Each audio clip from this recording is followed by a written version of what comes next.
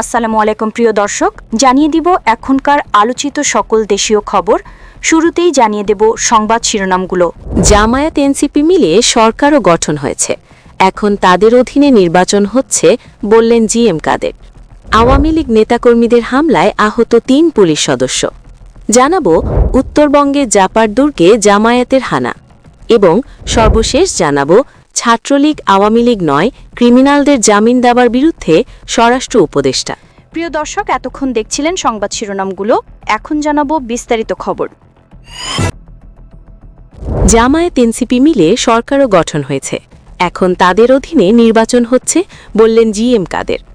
জাতীয় পার্টির চেয়ারম্যান ও রংপুর ৩ আসনের প্রার্থী জিএম কাদের বলেন, জামায়াত ইসলামী এনসিপি মিলে সরকার গঠন হয়েছে, এখন তাদের অধীনে নির্বাচন হচ্ছে।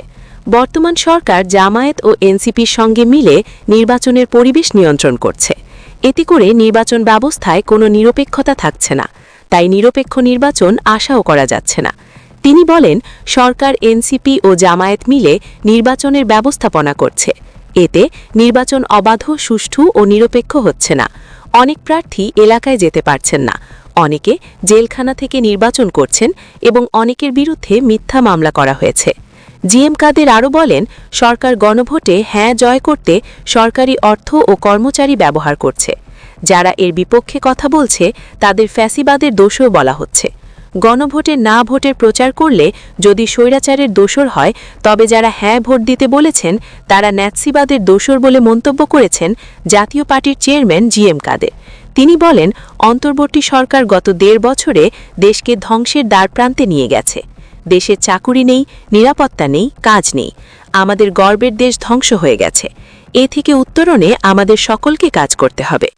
আওয়ামী লীগ নেতাকর্মীদের হামলায় আহত ৩ পুলিশ সদস্য। গাইবান্ধার গোবিন্দগঞ্জে কার্যক্রম নিষিদ্ধ আওয়ামী লীগের এক নেতাকে গ্রেপ্তার করতে গিয়ে পুলিশের উপর হামলার ঘটনা ঘটেছে। এতে ৩ পুলিশ সদস্য আহত হয়েছেন। রাত ৯:৩০টার দিকে উপজেলার কাটাবাড়ি ইউনিয়নের বাগদা বাজার এলাকায় এ ঘটনা ঘটে। আহত পুলিশ সদস্যরা হলেন গোবিন্দগঞ্জ এলাকার উপপরিদর্শক সেলিম রেজা, এসআই মীর কায়েস এবং এসআই মমিনুল। আহতদের উদ্ধার করে গোবিন্দগঞ্জ উপজেলা স্বাস্থ্য কমপ্লেক্সে ভর্তি করা হয়েছে। থানা পুলিশের সূত্রে জানা যায়, গোপন সংবাদের ভিত্তিতে রাতে উপজেলা আওয়ামী লীগের প্রচার ও প্রকাশনা বিষয়ক সম্পাদক এবং কাটাবাড়ি ইউনিয়ন পরিষদ চেয়ারম্যান জোবায়ের হাসান শফিক মাহমুদ গোলাপকে গ্রেপ্তারের উদ্দেশ্যে তার বাড়িতে অভিযান চালায় পুলিশ। এ সময় বাড়ির ভেতরে প্রবেশ করলে আওয়ামী লীগের নেতাকর্মীরা পুলিশ সদস্যদের অবরুদ্ধ করে রাখে এবং তাদের উপর হামলা চালায়। এক পর্যায়ে পুলিশ সদস্যদের মারধর করা হয় এবং পুলিশের ব্যবহৃত 2টি মোটরসাইকেল ভাঙচুর করা হয়। পরে একটি টহল পুলিশ দল ঘটনাস্থলে পৌঁছে আহতদের উদ্ধার করে উপজেলা স্বাস্থ্য কমপ্লেক্সে ভর্তি করে। এদিকে ঘটনার পর পরিস্থিতি নিয়ন্ত্রণে আনতে এলাকায় তল্লাশি চালায় সেনাবাহিনী। বর্তমানে এলাকায় অতিরিক্ত আইনশৃঙ্খলা বাহিনী মোতায়েন রয়েছে এবং পরিস্থিতি শান্ত রয়েছে বলে জানিয়েছে প্রশাসন। গোবিন্দগঞ্জ থানার ওসি মোহাম্মদ মোজাম্মেল হক জানান, পুলিশের উপর হামলা ও সরকারি সম্পদ ভাঙচুরের ঘটনায় আইনি ব্যবস্থা গ্রহণের প্রক্রিয়া চলমান রয়েছে। উত্তরবঙ্গে জাপার দুর্গে জামায়াতের হানা। একসময় উত্তরাঞ্চলকে জাতীয় পার্টির অভূত দুর্গ বলা হতো। হোসেন মোহাম্মদ এরশাদের লাঙ্গলের সেই শক্ত ঘাঁটিতে এবারের ভোটের চিত্র অনেকটাই ভিন্ন। ত্রয়োদশ জাতীয় নির্বাচনের প্রচারণায় জাপার কার্যক্রম যেখানে অনেকটাই নীরব, সেখানে পুরো উত্তরাঞ্চল চষে বেড়াচ্ছে বাংলাদেশ জামায়াত ইসলামী ও জাতীয় পার্টির নেতৃত্বাধীন 11 দলীয় জোট। এই অঞ্চলে বিএনপিরও যে বিশাল ভোট ব্যাংক রয়েছে তা কাজে লাগিয়ে ফলাফল ঘরে তুলতে তৎপর রয়েছে দলটি। গত 2 দিনে রংপুর ও রাজশাহী বিভাগের 8টি জেলায় একের পর এক নির্বাচনী সমাবেশ ও শাউটডাউন করেছে এই জোট। জোটের শীর্ষ নেতা ও জামায়াত ইসলামের আমির ড শফিকুর রহমানের নেতৃত্বে এসব সমাবেশে হাজারো মানুষের ঢল নেমেছে। অন্যদিকে রংপুরের সন্তান ও জাপার চেয়ারম্যান জিএম কাদেরের নেতৃত্বাধীন জাতীয় পার্টির 30 জন প্রার্থী দিলেও তাদের বড় ধরনের কোনো রাজনৈতিক তৎপরতা চোখে পড়েনি। নীরব জাপা, সরব জামায়াত এনসিপি জোট। প্রতিবাদের পরও গত বৃহস্পতিবার থেকে আনুষ্ঠানিক প্রচারণা শুরু হলেও জাতীয় পার্টির দুর্গ হিসেবে পরিচিত এলাকাগুলো দলটির দৃশ্যমান কার্যক্রম খুবই সীমিত। খোদ জাপার চেয়ারম্যান জিএম কাদের রংপুর 3 আসনের প্রার্থী হলেও গত 3 দিনে বড় কোনো সভা সমাবেশ করেননি। সীমিত পরিসরে গণসংযোগ ও ঘরোয়া বৈঠকে সীমাবদ্ধ রয়েছে দলটির কার্যক্রম। জাপার মহাসচিব শাম্মীম হায়দার পাটোয়ারি গাইবান্ধা 1 ও 5 আসনে প্রচার চালালেও তা মূলত সামাজিক যোগাযোগ মাধ্যম কেন্দ্রিক। এর বিপরীতে শুক্রবার ও শনিবার উত্তরাঞ্চল জুড়ে ঝটিকা সফর করেছেন জামায়াতের আমির ড শফিকুর রহমান। পঞ্চগড়, ঠাকুরগাঁও, দিনাজপুর, রংপুর, গাইবান্ধা, বগুড়া ও সিরাজগঞ্জে বিশাল সব জনসভায় তিনি সরকার গঠন করলে উত্তরাঞ্চলকে কৃষি শিল্পের রাজধানী করার ঘোষণা দিয়েছেন। এসব সমাবেশে জোট সঙ্গে এনসিবির প্রার্থীদের হাতে শাপলা ও জামায়াত প্রার্থীদের হাতে দাড়িপল্লা প্রতীক তুলে দিয়ে ধানের শীর্ষিন মাঠে নতুন মেরুকরণ তৈরি করেছেন। রংপুর সদরের জাহাজ মোড় এলাকার চায়ের দোকানদার তরিকুল ইসলাম বলেন, হোসেন মোহাম্মদ এরশাদ মারা যাওয়ার পর রাজনৈতিক জাতীয় পার্টি ভেঙে পড়েছে, তার প্রভাবও রংপুরে পড়েছে। এবারের নির্বাচনে এই এলাকায় দাড়িপাল্লার প্রচার বেশি দেখা যাচ্ছে।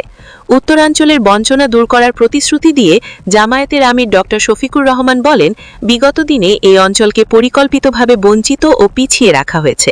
আল্লাহ সুযোগ দিলে ইনসাফের ভিত্তিতে এই অঞ্চলকে এগিয়ে নেওয়া হবে। গোটা উত্তরাঞ্চলকে কৃষিভিত্তিক রাজধানী হিসেবে গড়ে তোলা হবে। পঞ্চগড়ে বন্ধ চিনিকল চালুর ঘোষণা দিয়ে তিনি বলেন, উৎপাদিত কৃষি পণ্যের সঠিক মূল্য নিশ্চিত করতে সংরক্ষণাগার ও সুষ্ঠু বাজার ব্যবস্থা গড়ে তোলা হবে। বগুড়া জনসভায় তিনি বগুড়াকে সিটি কর্পোরেশন এবং সেখানে একটি পাবলিক বিশ্ববিদ্যালয় স্থাপনের প্রতিশ্রুতি দেন। এছাড়া সিরাজগঞ্জের যমুনা নদীর শাসন ও খননের মাধ্যমে স্থায়ী বাঁধ নির্মাণের অঙ্গীকার করেন। পঞ্চগড় বিসিক এলাকার বাসিন্দা মনোয়ার হোসেন হিমেল বলেন, এই এলাকা কৃষি নির্ভর। পর্যাপ্ত উৎপাদন হলেও কৃষকেরা ন্যায্য মূল্য পায় না। এই এলাকার উন্নয়নের জন্য তিনি কাজ করবেন, তাকেই ভোট দেব। তবে এই অঞ্চলে জামায়াত ইসলামী অতীতের তুলনায় ভালো করবে। এবার জাপা এনসিপি দ্বন্দ্ব ও মেরুকরণ উত্তরাঞ্চলের রাজনীতিতে এবার জাতীয় পার্টির জন্য বড় চ্যালেঞ্জ হয়ে দাঁড়িয়েছে। বৈষম্য বিরোধী ছাত্র আন্দোলনের নেতাদের গড়া দল জাতীয় নাগরিক পার্টি গত অক্টোবরে রংপুরে এনসিপি নেতা সার্জিস আলম ও হাসানাত আবদুল্লাহকে জাপার পক্ষ থেকে অবাঞ্ছিত ঘোষণা করায় দুই দলের দূরত্ব প্রকাশ্যে আসে। এবারে এনসিপির সঙ্গে নিয়ে জোটবদ্ধ নির্বাচন করছে জামায়াত। পঞ্চগড় 1 আসনে সার্জিস আলম, রংপুর 4 আসনে আক্তার হোসেন সহ বেশ কয়েকজন এনসিপি প্রার্থীর পক্ষে সরাসরি ভোট চেয়েছেন জামায়াত আমির।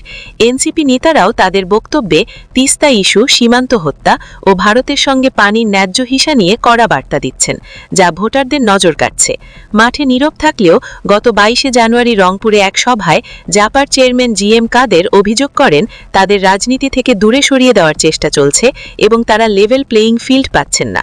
সংস্কার প্রস্তাব ও গণভোটের বিরোধিতা করে তিনি বলেন, এই গণভোট সংবিধান বিরোধী ও অস্থাবিবব। এটি বাস্তবায়িত হলে দেশ অস্থিতিশীলতার দিকে যাবে।